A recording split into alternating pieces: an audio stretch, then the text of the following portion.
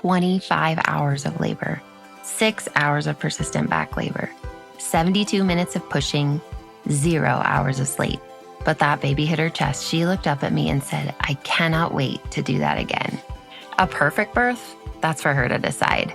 But that feeling, that love for all she'd just done and that had happened, you can find the same inside of my birth course, Your Body, Your Birth.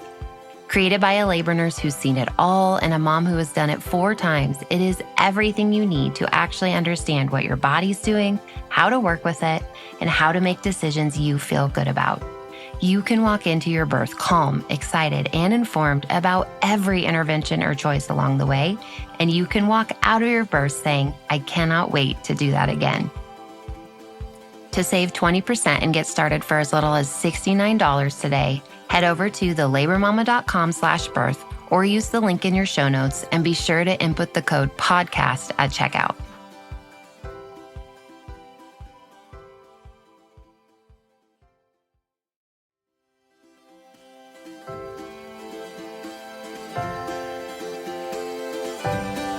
Motherhood is all-consuming.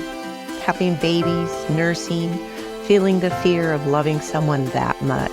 And there's this baby on your chest and boom, your entire life has changed. It's a privilege of being your child's safest space and watching your heart walk around outside of your body. The truth is, I can be having the best time being a mum 1 minute, and then the next I'm questioning all my life choices. I'm Lo Mansfield, your host of the Lo and Behold podcast. Mama of 4 littles, former labor and postpartum RN, CLC, and your new best friend in the messy middle space of all the choices you are making in pregnancy, birth, and motherhood. If there is one thing I know after years of delivering babies at the bedside and then having and now raising those 4 of my own, it is that there is no such thing as a best way to do any of this. And we're leaning into that truth here. With a mix of real life and what the textbook says, expert insights, and practical applications, each week we're making our way towards stories that we participate in, stories that we are honest about, and stories that are ours. This is the Lo and Behold podcast.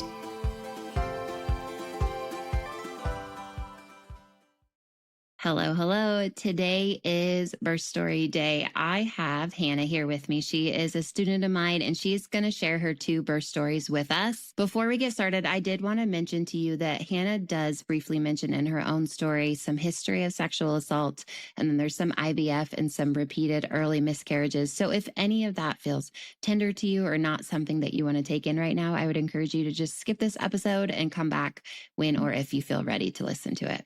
Hannah, I am so glad to have you here and to see your face because I feel like we've been talking off and on like via socials and classes and courses, I don't know, for years. So it's really fun to see you guys in person. Why don't you go ahead and introduce yourself to everybody, your family, whatever you want to share, and then we'll just get into your birth stories. All right. My name is Hannah. My husband and I have 2 kids, an almost 2.5-year-old and a just 3-month-old. He's in the military. I was in the military. I'm not anymore. So we move around a lot, and we are currently in Virginia and kind of hanging out on the East Coast for a bit. Mm-hmm. Well, let me just say, I don't know if it's cheesy, but I'm going to say it regardless. Thanks for your guys' service. One of my best friends is in a military family, and I felt her dad, her brothers, now her husband, and just as much as you guys all move, I know you said you're not in anymore, but man, just to be married to someone in the service, or obviously when you both are, it is wild how much you just keep shifting your lives because that's part of what you do. So just a thank you from me and my family to you and your family. We just found out that where we're going next summer, we'll be there for 3 years. And I'm like, oh, we haven't been in one place like, for what 3 do we years do in since 3 years before COVID. life? Like, I don't, what if I hate the house for 3 years? Like, that's a long time. You can't switch. Yeah. Well, thank you. Anyway, keep going. Okay. So when we started trying for kids, we thought we were really smart and we planned it out where we were living, his job, all the things, and super exciting. And we tried this not scientific at all approach that the idea is depending on when you ovulate and when sperm is present, whether like sperm is present before ovulation or after, determines the gender of the child. Oh, yeah.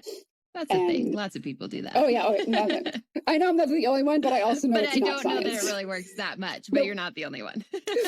So we were all in on trying for a boy. So, got the sticks that you pee on to tell you about your luteinizing hormone and everything. And there's another thing that can tell you if your progesterone rose afterwards to make sure you've ovulated, all the things. And we try, and I like that first month, I was like, oh my gosh, we're going to have a baby. And then it was negative. And it was like, okay, we tried again. And then it was negative. And then we tried again, and it was negative. And I was like, okay, maybe we'll stop the like trying for a boy thing and just like try in general. And still negative. And after, I think it was like 5 negatives in a row. And I knew when I was ovulating, I knew that I had ovulated. I went to an OB. We had just gotten to a new duty station, and I may have fibbed and said that we had been trying longer because I was like, I don't have time for this. The only person who's done that either. Right. So he said, he did some blood tests and said, you're ovulating. It's not super strong. So let's try medication. So we tried Clomid, and 9, 10 days, 11 days after ovulation, tested negative. Next couple days, still negative. And I'm like, okay, this sucks. Previously, my period was like clockwork. So 14 days post-ovulation, I was supposed to get my period, and I didn't get it. And I'm going, oh, what did your medication do to me? So I called the OB and I said, hey, period's late. And they said, come on in. So I go in the next day, and they make you take a pregnancy test like they do anybody that comes into the OB. And he walks into the room, and I'm sitting on the table, and he says, you're pregnant. And I was like, no, I'm not. I've tested, I'm not. And he was like, no, you are. I'm like, well, okay, it's late then. It's a super late implantation, which means it's not going to be viable. And he's like, yeah, well, let's test your blood and we'll just see. So I knew from all my research, I didn't add in, this, I'm a nurse, ER nurse, not L&D. So I had done a deep dive into all things pregnancy. I knew that late implantations had a low possibility of becoming viable. So I knew it then that this was not going to be a viable pregnancy. It was a weekend. He said, we'll draw your blood. We'll see what your HCG is. Come back on Monday. We'll do it again. Another nursing friend who couldn't look at her husband and get pregnant talked me into being super positive and going like, this is it. You're fine. You're healthy. This is it. So I went home and got one of the expensive pregnancy tests, peed on one of those, and took it to my husband's office. And because he knew I was going into the OB, and I said, hey, why don't I just stop by? And I walked into his office and closed the door, and I pulled the stick out from my pocket, and he jumped up with this just elated look on his face and grabbed me. And he's a very reserved person. You do not know what emotion is going on. So like this reaction from him, and I feel so bad because that never happened again, because that pregnancy ended in a miscarriage. It wasn't, HCG was super low. It wasn't doubling like it was supposed to. And I unfortunately started bleeding, and then it wasn't stopping, and they couldn't, I wouldn't start bleeding. I had not started to miscarry, and they were like, it's taking some time, because they didn't know if it was in uterus or on the fallopian tube. I did methotrexate, started bleeding. Bleeding lasted for like 6 weeks. Not great. And that went into, unfortunately, our anniversary trip to Jamaica. So that was great. Took a month off, tried again. Exact same thing happened, like literal exact same timing of everything. And we just had really bad luck. That time we found out that this pregnancy test was positive, but very late. We were in Paris, and we were going to go to the Eiffel Tower that day, and we were going to the Louvre. And I was like, we should stop going on vacations, because this is clearly, this is the issue. So same thing, methotrexate again. And he said, we can try again. Or, I said, I want to look into a fertility specialist and possibly IVF. So we found a clinic that looked good, headed out to it. And long story short with that, we did a cycle of IVF, which was rough. It's just there's a lot of medication, which that I was fine with. But then that week that you are going in constantly, and it's, do you have enough follicles? Are they growing? Are they growing together? Like, are you going to have enough to do the retrieval? Make it through those like 10 days, do the retrieval. And we got like, I think 22 eggs, which is great. And then it goes down. How many of those are mature? How many of those fertilized? How many of those made it to day 5, at least, blastocytes or embryos? And we only had 4 that made it. So we sent them off to be genetically tested, and 3 came back viable, 2 boys and a girl, which is what we wanted. And I was like, this is what it means. And now we're good. So we transferred the best graded boy, and I was actually good. I waited no, I didn't. I was not good. I did not wait. I waited 9 days and then tested, and it was positive. And we're both sitting there looking at it, and we're both like, we'll just see. Like, it was not a happy, I don't think either of us believed it was going to be a thing. And that was the rest of the pregnancy, that like each milestone that we hit, okay, got a heartbeat. Okay. Got like all the things, even up to anatomy scan. Like, we didn't tell anybody. Very, very few people knew until the anatomy scan. And then it was like, I guess we should tell some people, some family and stuff. And I was in a really bad place mentally, mental health wise, the rest of the pregnancy. Even though things were going well, I just innately did not believe that I was going to go home with a living child. We were going to be moving like 2 months after the birth. So that was a really easy way for me to be like, people would ask, what do you need? And I'd go, oh, no, we don't need anything. We're going to be moving. So we don't want to take it with us, kind of a thing. We got a stroller, a car seat, a bedside bassinet, and I think a changing table. And that was it. And I was like, and I kept the boxes. We took them out of the box. We built all the things, kept the boxes, because I was like, we're going to have to return them. So we need to keep this. And going into I was going to be induced, which when I first found out, I was really angry about, and then realized you need this because you're too OCD. You can't let things just happen. We need somebody to take care of the dogs. Like, I need to know when this is. I have an autoimmune disease. So that was part of it. And because of that, also, I was doing NSTs twice a week, and I did them on Tuesdays and Fridays. And then I was going to be induced on Saturday. So I go in there on my last Friday, and, I'm in a good mood. I had done my last workout, which I was I did not love working out pregnant. I had made myself a box of mac and cheese, added like a pound of extra cheese, and then ate it all, and head in for my NST. And he was not totally cooperating. He didn't have any D cells, but he didn't have as much variability as they wanted. And they say, okay, he doesn't look bad, but he doesn't look great. So since you're going to be induced tomorrow, why don't you just come in tonight? And I'm like, I don't want to. I have things to do at home. Like, this is not part of the plan. So unfortunately, I was admitted that night. So we moved some things around, and they started induction that night. So from like 3 p.m. on Friday to about 3 p.m. on Saturday, it was just Cytotec. And I was like fingertip and nothing else on Friday. And over that 24 hours, it only progressed to like 1 centimeter and 25% effaced. The weird thing was that I was not aware of that could happen is really, really, really bad cramping. And I was just like, I didn't see that coming. I didn't know that was going to be a thing. But after 24 hours of Cytotec not doing a lot, they said, let's start Pitocin and we'll quit the Cytotec. That was better pain-wise. I felt contractions, but they weren't painful, just like whole stomach getting hard. But then it would, go up and go down, and it was fine. Yep. Cramping was still a little bit there, but not horrible. So we were at least moving somewhere very slowly on day 2. When I was finally dilated to a solid 1, they said, let's try a Cook's cath. And that was awful.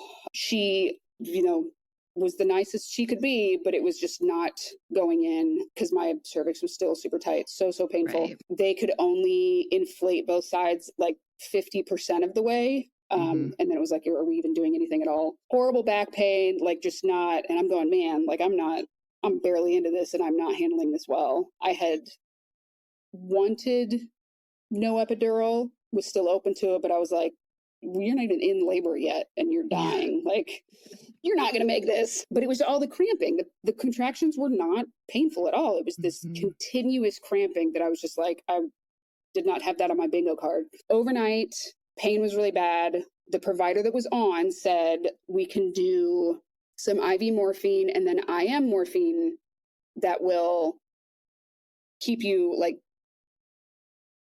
longer acting, basically, since it goes in the muscle.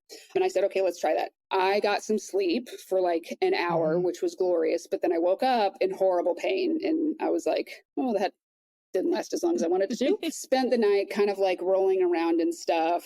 He was not having as much variability as they wanted. No decels, but just kind of chilling.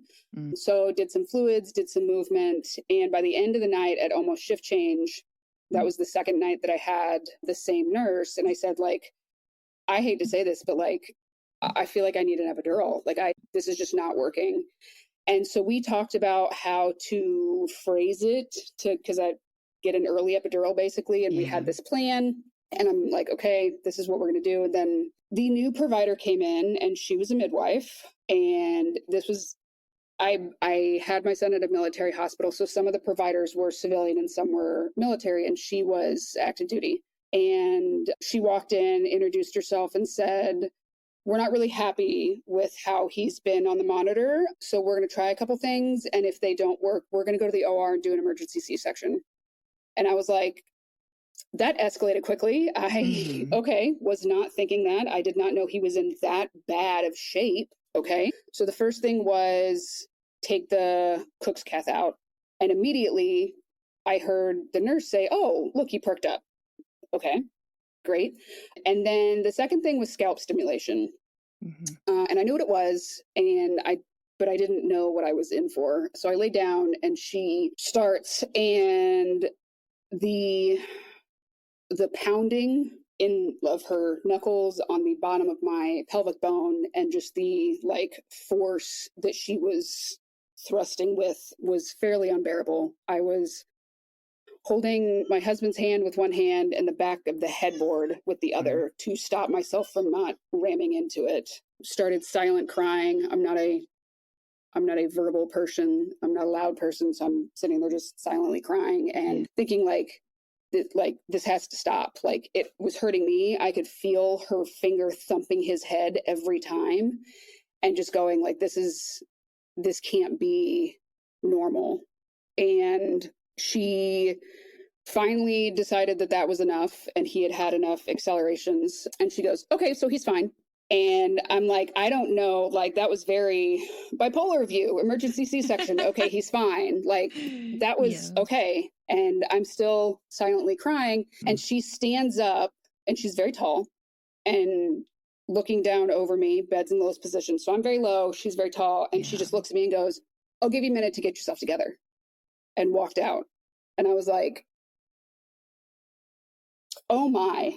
And I mean, in the moment, it was awful. And I didn't realize how much that was going to affect me. That was something I ended up in therapy afterwards, just for that interaction. Many years ago, I was sexually assaulted. And that plus the aftermath, which had the start of the destruction of a relationship with a family member, the legal stuff that went on, just all the things, would rather have that have happened like 10 more times than that interaction with that provider doing the scalp stimulation. The entire thing, the violence of it, and then her demeanor, that broke me. So ironically, I never saw her again. There was another provider on, and he came in, and I had asked for an epidural at that point. And they said, well, this was Sunday. Anesthesia's in the OR with something else. We'll call on call. Then they came back and said, we need to do your labs. We need platelets. Okay, great. So did labs, platelets were fine, because I had lower platelets throughout pregnancy, but nothing horrible. And waited and kept asking the nurse for the provider and kept getting excuses of why the provider was not going to come in. And finally came back in and said, so we didn't call on call. We're going to wait. And I was like, okay, so Thanks for telling me. We've sat here now for almost 7 hours with no interventions. Pit was turned off, Cytotec had stopped, like all the things, just sitting there. And she was saying, you can wait for the epidural, and we're not going to start anything else because we don't know how baby's going to react. And I'm saying, well, why don't we just, start Pitocin over? And she said, well, he looked horrible overnight. We're not going to do that. And I'm like, well, he looked horrible overnight because I had narcs. Like I had drugs that were making him sleepy. Those have now worn off. We can do Pitocin again. And she's like, well, no, we don't know that it was the narcotics. It might have been the Pitocin. We don't know. And I was like, well, he was great on Pitocin for 7 hours previously. I'm not understanding why we're not. And she's like, I just had no options. I wasn't given choices. It was just, this is what we're doing. And that's all. And I was like, okay, if we're not doing anything, can I eat? Because I had not been allowed to eat anything. And they're like, no. And I'm like, what are we doing then? Were you contracting on your own? Like, Nope. Had your body? So, okay. So Literally doing nothing. Just chilling. So get the epidural, which was fine. But then I didn't have any feeling in these 2 fingers and in the back of my shoulder. Breathing was fine. Could totally breathe. Was fine. Mentioned this to anesthesia, and he kind of like, everything was titrated appropriately, like nothing was wrong, but for some reason I didn't have feeling on kind of my left side. And he was like, we're starting over. Took everything out. It was bad juju, like new bottle, new line, all the things. And I'm like, okay, like waited until I felt everything in my legs to start over. Finally gets it back and I have feeling back and we're good. So the other provider comes in and we're asking him like, hey, we're kind of upset. Like we've kind of been hanging here doing nothing for hours and we're not being given any choices or like, this is not okay. And he was kind of like, I'm sorry you feel that way. Nothing. And he allowed to restart the Pitocin, but he was kind of sitting on the bed talking to himself. And he said he was going to check my cervix to see how dilated I was, which I was fine with. But then with the epidural, I could not obviously feel much. I did not know he then did a membrane sweep and broke my water. We didn't talk about that. And he was like, okay, you're 4 centimeters. And I could hear my water like pouring on the floor. And he's like, and we'll get this cleaned up. And I'm like, oh, did my water break? And he was like, no, I just did. And I'm like, thanks for that chat about that. Cause then I'm, concerned about how, what if I don't have him in 24 hours? And then we're concerned about all the things. Still said you can't eat. I'm like, I'm so hungry. But at least Pitocin was starting again. So going into Sunday night, they titrated Pitocin and they were just moving me. Overnight, they did flipping babies. So all the leg contortions and all the things. Started having back spasms on my left side, called anesthesia. They said, this is not an anesthesia thing. It sounds like spasms. So my husband was trying, like every 30 minutes, we were doing something like a massage or a heating pad and it was just getting worse and worse. And by like 5 a.m. Monday morning, I did not know it. Must have been in transition because I was like, I'm done. I did not want a C-section over anything else. And I was like, I'm doing a C-section. This is stupid. We're Sounds done. Like transition. Yeah. So called the provider and I had the same midwife the whole weekend, Friday night, Saturday and Sunday night. And she comes in and she was great. She was like, I'm so sorry. Let's just see where you are. And, otherwise like we'll go right to the OR. So she's checking. And then I see her face, like just surprised. And I'm like, what now? And she's like, you are 10 centimeters, 100% effaced and at -1 station. You're having a baby. And I was like, oh, but I just decided to have a C-section. Like, now I have to like, okay, we're doing this. So it's like right at shift change, of course. And the nurse came in and, she said, okay, let's do some practice pushes. And I was like, I don't want to push on my back. And she was like, well, what do you want to do? And at that point, very little sleep, not a lot of food, forgot everything that you said about the different positions. And I was like, I don't know, on my side with the peanut ball. And she was like, no, you can't. That's great. And I was like, okay, I have no fight in me. Fine. I will push on my back. So I started pushing at 6:30 and it just, with the epidural, I could still feel my legs, but not do much with them. They just felt like giant, like redwood trees, chunky things that wouldn't do anything. And like, so I couldn't hold on to my leg for any like counter pulling or anything, but they had handles and Yep. one of the other nurses was like, hold the handles. I get it in my head that I need to pull against these handles. So for the next hour, every time that I pushed, I'm pulling as hard as I can because I'm just delirious by now, completely tiring myself out, trying to do an arm exercise, like while having a baby. Right. And it was a slow process, but I only pushed for, an hour, not only, but it was an hour and a half. And he was finally born, and it was very quiet in the room. And I was so exhausted that I didn't have it in me to say anything. And they're holding him above me, drying him off. And he's looking at me. He's not crying, but he's also like, we are making eye contact. Like he's not in distress. I'm waiting, to hear an APGAR score. Don't hear anything. He kind of makes and they continue drying him off and then lay him on my chest and didn't hear an APGAR score again. And like, no one's saying anything. No one's talking to me. No one's been like, congratulations, he's here, like nothing. And I finally was like, is he okay? And they were like, yeah. Like, are we good? Okay, cool. And I was just like, from the last 4 days and then just being so tired from doing a lat workout while pushing, it was just kind of shocking. And laid there for a while. I tore slightly. So, delivered placenta. They were like, do you want to see it? And I was like, is it weird? And they said, no, it's normal. And I was like, no, I just want to see it if it's, something's wrong with it. Otherwise, I've seen placenta. It's fine. And it was kind of just surreal from then on. Because I honestly did not believe we were going home with a baby. And then this living baby was like, hey, I'm here. And I'm like, I don't know what to do with you now. Breastfeeding was not natural at all. It was rough. And I kind of immediately started pumping, but then didn't have the right flange size because I didn't know you were supposed to talk about those things. And it was just the bad nursing experience started in the hospital and extended for weeks. And they wouldn't take the epidural out because they turned it off, but they wouldn't take it out. So a big thing taped to my back until they got platelets in, because my platelets had dropped to 63 the morning of delivery. So they had mass transfusion protocol hanging outside the room just in case. I did get TXA during birth, but I didn't have any bleeding. And so then we waited for platelets to come back and for them to come up enough for anesthesia to decide to pull the catheter. And we were in the hospital we went home on Wednesday. So admitted on Friday, went home the next Wednesday. Postpartum was rough. I was not bonded to him at all. I was exclusively pumping and having problems with it.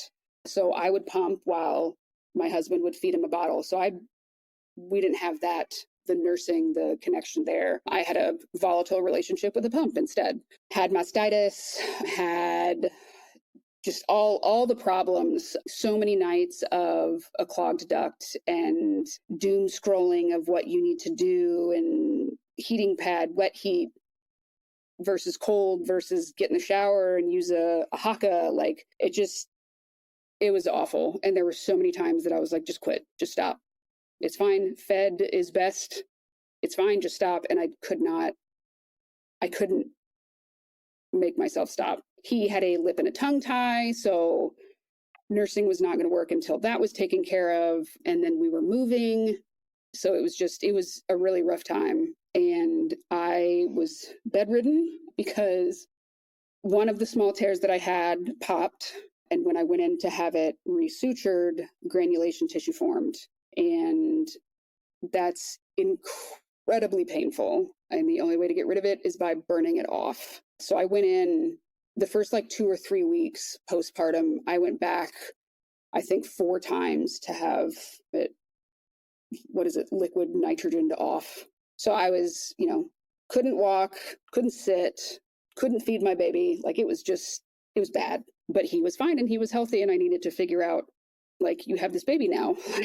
I know you didn't plan for this, but he's here. So it took a while to settle into a place of like feeling like I had any type of control or handle on anything. We did get his lip and tongue tie fixed. I worked with lactation so much and was able to nurse him after, I think by like 13 weeks, I was exclusively nursing, but continued some pumping to try to build up a stash. And then months later, found out, as you know, that I had high lipase and we tried all the things.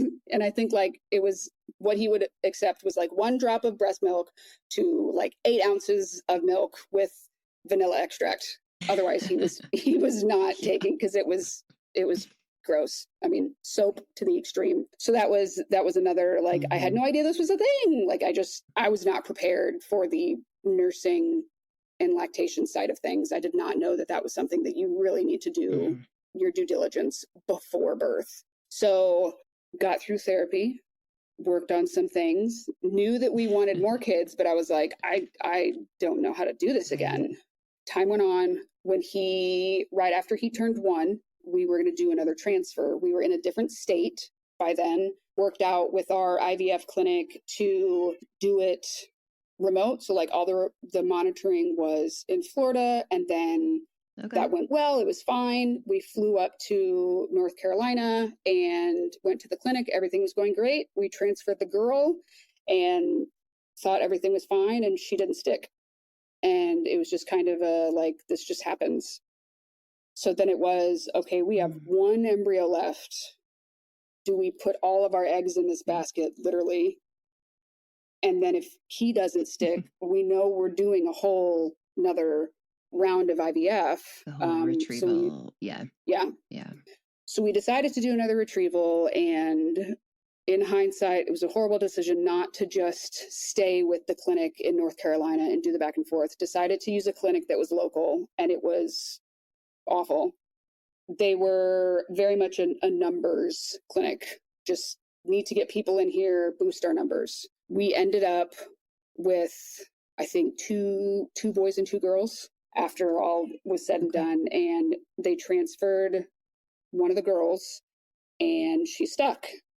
And I went into this one a little much better mentally. We were planning for her to stay alive and be born. So went through that pregnancy. We knew we were moving towards the end of it. So we were able to move to our new duty station, which is here. We're in Virginia right now. Right. And established with an OB here. They did not have a military hospital close to us that I could deliver at, and I didn't want to again. So I was using this civilian OB, and it was like night and day how great they were, from just even seeing the OB, like even trying to coordinate from being out of town, getting records, like just mundane things, but like how great they were at it.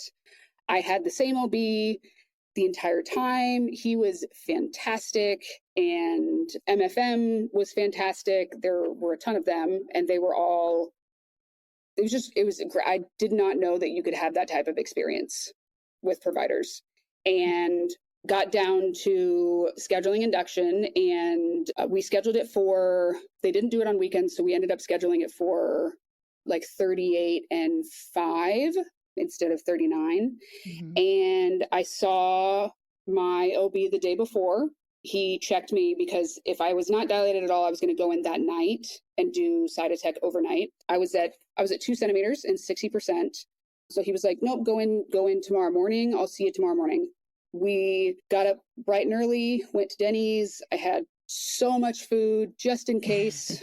Went in case, right? And right, you never know when you're not going to eat. Yeah. And this other provider comes in, and she was like, your OB had a death in the family last night. He's not going to be here. And I'm like, I'm very sorry about that, but I'm like, damn, like I really wanted him to be here. But she and I sat down and talked. She asked what I wanted, what I didn't want. And she was basically like, you are driving this train. Let's do what you want. And if something comes up, we'll talk about it. And I'm like, oh, that's just new to me. So we did 2 doses of Cytotec, and it was a little crampy, but not awful.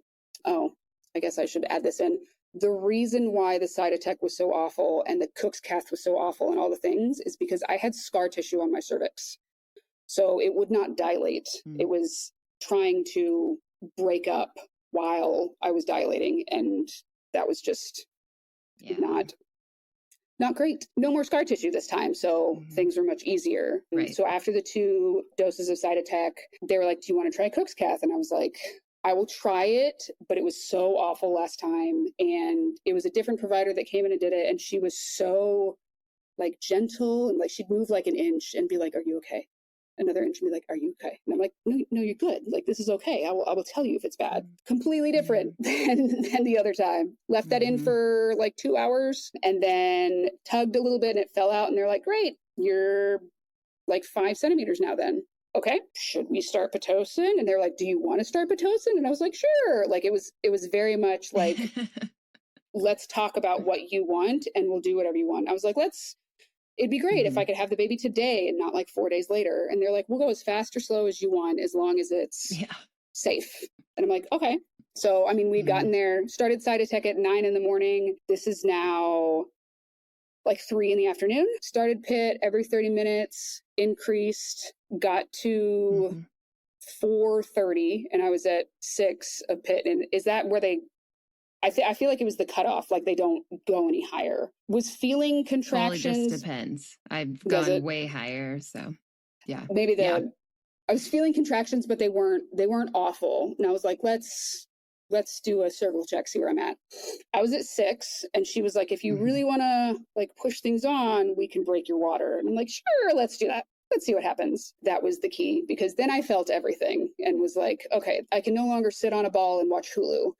This is not a breathable situation. So within like 10 minutes, I'm really feeling the contractions. It was sadly not the like belly get hard ones.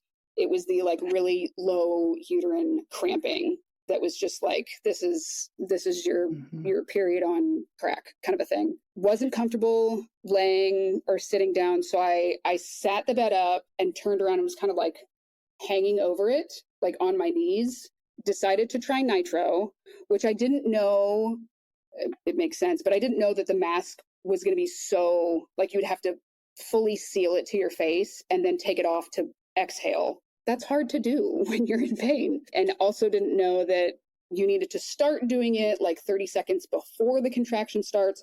My contractions were like 2 minutes apart. So I was not getting a great break between like doing the mask and all the things. My husband was doing hip squeezes. And at one point he was like, do you think the nitro is working? And I said, I don't know. Let me try one without. And it was too much for my brain to really weigh like, is this working or is this not? And I was kind of like, I'm just going to do it. It's fine. And same thing with hip squeezes. He tried something else one time and I was like, I don't know, just keep doing it. So he was, he would jump on the bed, hip squeeze, also watching the time, tell me, okay, start breathing now. And I'd do the nitro and then get through it. And, he was directing everything because I was just useless at this point. It had been maybe half an hour and nurse comes in and turns the Pitocin off. And she's like, your contractions are too strong and they're too close together. And I'm sitting there thinking, oh, great. Okay. They're going to slow down a little bit. They're going to feel better. Nothing changed at all. And I was like, you are setting me up for failure here. I was really hoping for like a break and started feeling a lot of pressure. So I called the nurse because she was just kind of in and out, like letting me go and said, I'm feeling a lot of pressure. So she came in and she checked and I was 10 centimeters, 100% and +1 station. Is that the second to lowest? Is it 2? Okay. So I was at 1 and she was like, okay, I'll call a provider. And I'm like, okay, you do that. And I think it was maybe like 5 minutes later, I couldn't see anybody. I could only, because I'm facing the back wall, the computer's next to me. So I could see if she was charting, but I didn't know who else was like in the room behind me. And I glanced and the provider wasn't in there. So I call again and they pick up like at the worst part of the contraction and, hi, how can I help you? And all I could get out was, I gotta poop, like hoping that would like, okay, she's about to have a baby. Let's get in there. Cause I just had no other way to get that point across. So they come in, I hear them, providers, sitting on the bed and stuff. And like a minute later, I feel her crown and I have my wits about me this time. And I'm like, all right, we're going to stop. We're going to breathe. We're going to pant through this so you don't tear. And my body said, no, you're not. Fetus ejection reflex twice. And she's out. I didn't push at all. She fell onto the bed. They didn't know she was coming. And I heard this, whoa, okay. And I'm like, is everything okay? And they're like, yeah, she's here. And I was like, well, I know, sorry, I tried not to. So then kind of like sat down and untwirled umbilical cord and everything. And they put her on my chest and, she was great. She was crying already, super small compared to Cody, my first, and tore pretty bad because my body was like, we're done with this. You're going. Really glad that I learned about that from you because I did not. That would have scared the crap out of me. And that should be something that people talk about more because your body deciding your baby's coming out versus you deciding I'm going to push you out is terrifying, actually.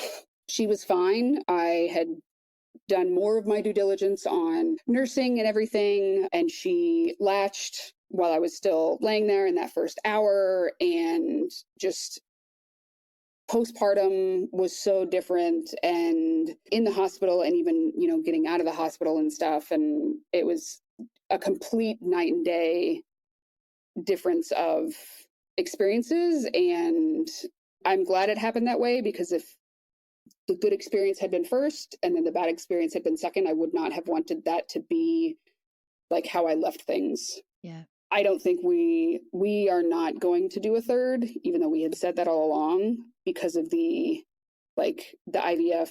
It's such a mind screw, and it's just not something that I can handle again.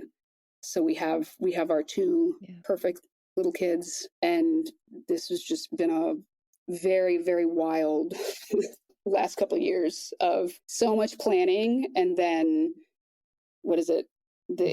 You plan and God laughs. And I'm like, well, God must think I'm real funny then, because everything that we planned just was something else out of left field is what happened. But for Cody, I did deep dive induction, and that was super helpful. Knowing options and what things are normally done and whatnot. And then I did Your Body, Your Birth for the second one, and loved Kelvin's part in that, and husband really appreciated that too, because in the first birth he was he was just as kind of like stumped as I was on like, this is not what I thought this was going to be either. So thank you for doing that and being the person that you are. That was very helpful. Of course. Well, thank you for sharing all of your stories. I love hearing when people have more than one story to share, because I feel like you can see like the wisdom grow, right? And so like these parents are pulling forward what they learned the first time, and you see that play out. Or you're pulling forward like something that did not go a certain way the first time, and then it makes you get more education or get education if you didn't. Like even with breastfeeding, like I was listening to you talk about the first time, and I was thinking, because now I have a breastfeeding course too. And there's obviously lots of resources for people, but it's like, there is just so much you don't know until you know it.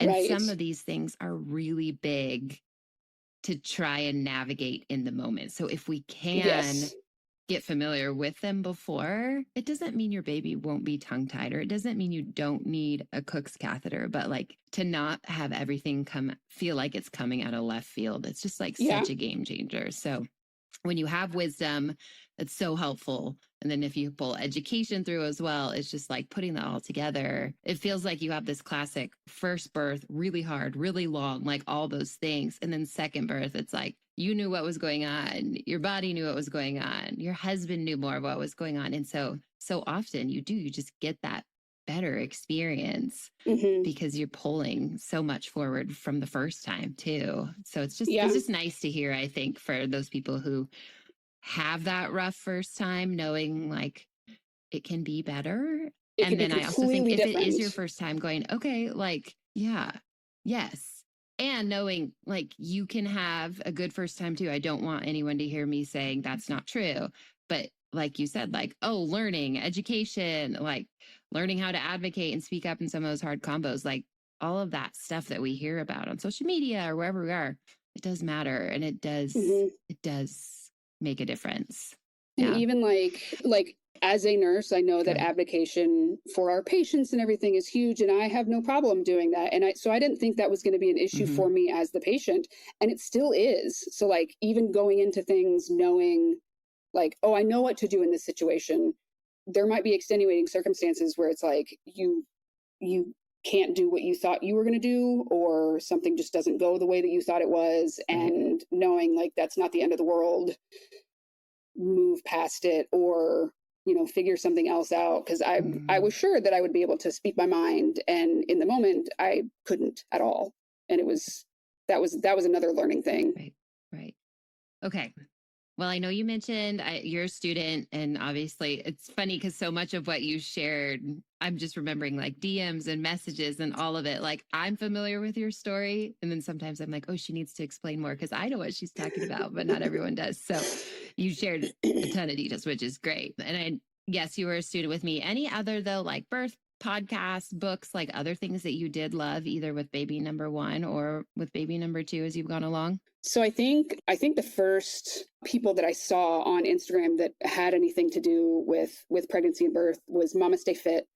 And it's about working out during or prenatal and then postpartum. And I hadn't really thought about like what to do with that. So that was, oh, great. Someone's going to tell me exactly what I need to do for my body to get ready to give birth.